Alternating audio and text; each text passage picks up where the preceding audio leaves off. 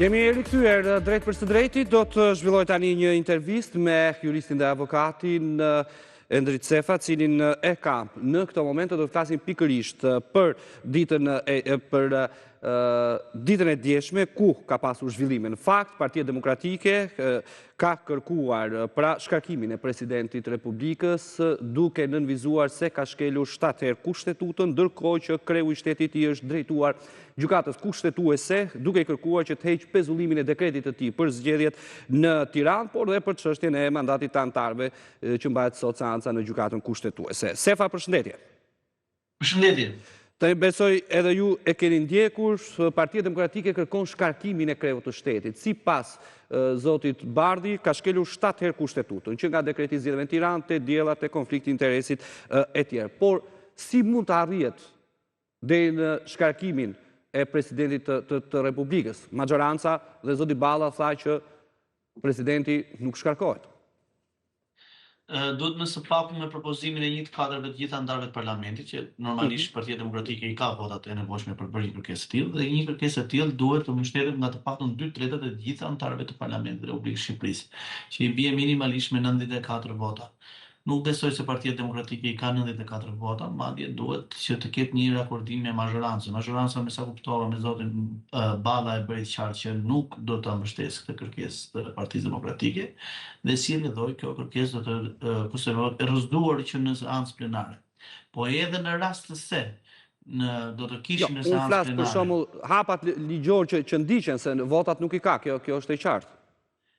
Bëhet një kërkesë nga 1/4 e deputetëve të Partisë Demokratike, të cilët do relatojnë kërkesën e tyre, ku pretendojnë ata që kanë kërkesë e presidentit. Qeveria e Republikës së Shqipërisë do marrë në konsiderat këtë kërkesë të tyre dhe do vlerësojnë nëse ata do ta mbështesin apo jo. Pastaj, edhe në rast se po them, parlamenti vlerëson që janë kushtet për ta shkarkuar dhe i ka 93 vota kjo kërkesë e opozitës, atëherë në këtë moment kjo kërkesë dërgohet gjykatës kushtetuese, e cila duhet të konfirmojë vendimin e parlamentit. Në rast se kemi një vendim të gjykatës kushtetuese e cila nuk e pranon këtë vendim marrë parlamentit, atëherë kjo kërkesë quhet e rrëzuar. Kemi rastin konkret të zotit Meta, i cili në 2 raste më pashme ka bërë një impeachment nga parlamenti ose një kërkesë për shkarkim, dhe në 2 raste të shkaktuar nga gjykata kushtetuese. Po, për shembull, është situatë mund të ngrihet një komision hetimor, pavarësisht se mund të rrëzohet në komision të ligjeve. Nuk ka lidhje me komisioni hetimor, ngre opozita me kërkesë tjetër, është dispozit tjetër ajo, që ngre një komision hetimor për të konsideruar ose për të vlerësuar shkeljet e parlamentit. Nuk ka lidhje me procedurën. Komisioni hetimor është për objekt të veçantë. Në rastin konkret, opozita ka pretendime që janë shkelur, presidenti ka shkelur kushtetutën në 7 raste. Ndërkohë ne nuk kemi sot aktualisht një vendim gjykatës kushtetuese që ka konsideruar që dekretet e presidentit janë në kundërshtim me kushtetutën. Ne kemi vetëm një vendim të gjykatës kushtetuese në lidhje me dekretimin e zgjedhjeve në Bashkinë Tiranë, e cila ka marrë një vendim të ndërmjetër për pezullimet e efekteve të dekretit presidentit, por nuk kemi një vendimarrje akoma në themelin e gjykatës kushtetuese. E para dhe e dyta, nga bërja një dekreti deri në shkarkimin e tij ka rrugë gjatë përpara, sepse ne aktualisht kemi edhe një traditë të tillë, nuk e kemi pasur më përpara, po me zotin Meta është bërë edhe një traditë të tillë ku gjykata kushtetuese ka dhënë një vendim në vitin 2022 që është vendim shumë i mirë në vlerësimin tim, është një vendim i cili tregon rrugën se kur duhet të ndjeki, se si duhet të zbatohet në rastin dhe kur janë rastet që mund të bëhet një shkarkim i presidentit për shkelje të rënda, siç propozon opozita në këtë rast. Ndërkohë, Sefa, presidenca i ka kërkuar dje gjykatës kushtetuese që të mos shqyrtojë ankimin e velier dhe se gjykata ka shkelur kushtetutën për pezullimin e dekretit të presidentit për zgjedhjet në Tiranë. Pra, a ka këtë të drejtë presidenti të kërkojë gjykatës kushtetuese këtë gjë? Nuk e ka të drejtë presidenti, ka detyrim, sepse presidenti është palë në proces. Dhe normalisht në kërkesën që ka bërë zoti Velie ka kundërshtuar dhe dekretin e presidentit të Republikës për shpalljen e zgjedhjeve në qytetin e Tiranës, në Bashkinë e Tiranës. Në këtë moment gjykata kushtetuese i dërgon të gjithë palmin në proces, dhe duke i përcaktuar dhe afatin e nevojshëm, dhe ku i përcakton të paraqesi prapësimet e tyre. Prapësimet e tyre që do të thotë ku e mbështesin ata vendimarrjen e tyre. Në këtë rast presidenti ka kërkuar shpalljen mos kompetencë, është një kërkesë procedurale lidhet ngushësisht me procesin gjyqësor, pasi ka menduar se gjykata kushtetuese nuk është kompetente për shkrimin e kësaj çështje. Vlerësimi i ekipit të mbrojtjes së presidentit nuk kam çfarë thënë, por është kërkesë procedurale e tyre, normalisht që bëhet në fillim të seancës. Pastaj ka kërkuar edhe pavlefshmëri ose lënien fuqi të shkarkimit edhe domethënë vlerësimin si lishëm të dekretit presidentit. Ajo është mbrojtja që presidenca si institucion i ka dërguar gjykatës kushtetuese. Është në detyrën e presidencës për ta çuar një mbrojtje të tillë. Dhe është në detyrën e saj për ta çuar brenda afateve ligjore. Në rast se nuk do të respektonte afatet ligjore, atëherë kjo mbrojtje nuk do të merret. Si mund t'i drejtohet për shembull presidenca me një letër urdhëruese gjykatës kushtetuese? Pra, gjykata kushtetuese është institucioni i pavarur. Kërkoj që në procesin gjyqësor i nderuar, kjo është terminologjia e përdorur, sepse ti je palë dhe çdo palë ka kërkesat e saj. Dhe ky është një kërkim procedurial. Edhe kjo është vetëm një terminologji që mund përdoret në procesin gjyqësor. Edhe rregullat e procesit gjyqësor në gjykatën kushtetuese janë të njëjtat me ato që ne përdorim rregullisht në gjykatat e zakonshme. Dhe çdo palë bën kërkesat e saj procedurale, bën kërkesat e saj në lidhje me vendimarrjen përfundimtare. E di pse thash këtë, se ne gjithë e dimë që gjykata kushtetuese gjykon dhe presidentin, jo presidenti gjykatën kushtetuese për këtë vendim. Se ç'a vendimi do marri gjykata kushtetuese? Kur jeni siç atë vendimi do marrin. Do vlerësojnë nëse dekreti presidentit është i lishëm apo jo. Veten e vet, që ka bërë gabim. Edhe një herë, gjykata kushtetuese vlerëson dekretin e presidentit dhe presidenti si palë në proces, është palë në proces presidenti. Thotë, unë kërkoj nga gjykata që të marri që të shpalli mos kompetencën. Kështu është terminologjia juridike. Këtë bëjmë dhe ne gjatë gjykimit, është normale, është gjëja më normale në botë. Kjo është terminologjia që do të përdorur. Unë nuk e kuptoj se pse është ngritur ky shqetësim i paqen në të vërtetë.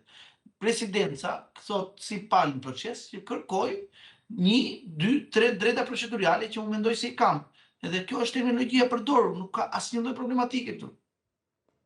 Mos është një farë presioni që po i bëhet me anë të kërkesë gjykatës kushtetuese? Në asnjë rrethant, sepse nuk ka nuk mundet gjykata kushtetuese të impresionohet nga presidenti, sepse nuk ka asnjë tagër presidenti gjykata kushtetuese, nuk ka asnjë kompetencë e para dhe e dyta. Presidenti është palë në proces. Siç i është drejtuar zoti Veliej gjykatës kushtetuese, ku thotë unë kërkoj që të shfuqizohet dekreti presidentit për shpalljen e datës 10 dhe datën 9, unë kërkoj që të pezullohet dekreti presidentit për shpalljen e 10 dhe datën 9, unë kërkoj që të shpallet të pavlefshme procedura e shkarkimit të Këshillit të Ministrave për kryetaren e Bashkisë Erjo Veliej. Domethënë kjo është terminologjia përdorur. Kur je pa në proces këtë terminologji të përdorësh, nuk ka terminologji tjetër, nuk ka asnjë mënyrë tjetër për të bërë ti mbrojtjen tënde në një efektive duke përdorur një terminologji të butë që kur dalin media mos të perceptohet se kur ka presion. Është terminologji juridike dhe e rregullt, ashtu do të përdorur, nuk ka rrugë tjetër, nuk ka çfarë kërkoj presidenti. Është detyra e presidentit të vërtetojë ose të mbështesi dekretin që nxjerr prej tij, të mbështesi në argumentat ligjor. Dhe ai ka bërë argumentat e tij ligjor. Ai ka vlerësuar ekipi ligjor i presidentit ka vlerësuar që jemi në kushtet ku gjykata kushtetuese nuk është kompetente për shërtimin e këtij akti normativ, e kësaj VKM-e. Ashtu e kanë vlerësuar ata. Unë e vlerësoj ndryshe, po ata kështu e kanë vlerësuar. Edhe normalisht do bënin mbrojtje sipas gjithë vlerësimit tyre ligjor që kanë paraqitur edhe në gjykim. Ka përshtypje se ky mund të jetë rasti i parë, për shembull? Është i njëjti në të gjitha rastet. Që presidenti drejtohet gjykatës kushtetuese për këtë gjë? Është në çdo gjykim që është palë presidenti, është detyrim ligjor i presidencës për të dërguar prapësimet e saj. Është detyrim ligjor. E kuptoj. Se faj, gjykata kushtetuese do të marrë në shqyrtim sot dhe çështjen e mandatit të anëtarëve të saj. Partia Demokratike në fakt kishte kërkuar që të kishte edhe përfaqësuesin e saj, marrësh logu, por që nuk është lejuar për shkak se seanca zhvillohet mbi bazë dokumentash pa praninë fizike të palëve. E vonuar sepse ende kemi një gjykatë kushtetuese ku zonjës Beti e mbaron mandati, zonja Toska ka dhënë dorëheqjen. Shiko, E mira është, duke qenë se edhe jemi edhe në rastin e parë të ripërsëritjes të mandatëve të anëtarëve gjykatës kushtetuese, mira është që gjykata kushtetuese të shprehet në lidhje me mënyrën e rinovimit dhe të ndryshimit të mandateve të anëtarëve të saj. Është një seancë që është bëhet në zonë këshillimi pa prezencën e palëve, bëhet në seancë të mbyllur në bazë dokumentacion, ku gjitha palët kanë çuar prapësimet e tyre, kanë çuar kërkesat e tyre, edhe nuk mundet të jetë prezenca palës as e kuvendit, as e presidencës, as e këshillit ministrave, asnjë palë që është interesuar në proces nuk mund të jenë pjesë në këtë gjykim. Atëherë, si rrjedhoi, gjykata kushtetuese ka marrë të gjitha prapësimet e palëve dhe do i vlerësoj ata për të vendosur në një variant përfundimtar. Besoj që kjo do të jetë një vendimarrje shumë e rëndësishme për të dhënë një herë dhe për të përfunduar një herë një debat i cili lidhet me interpretime të ndryshme të varianteve të ndryshme të rinovimit të trupit të gjyqtarëve kushtetues.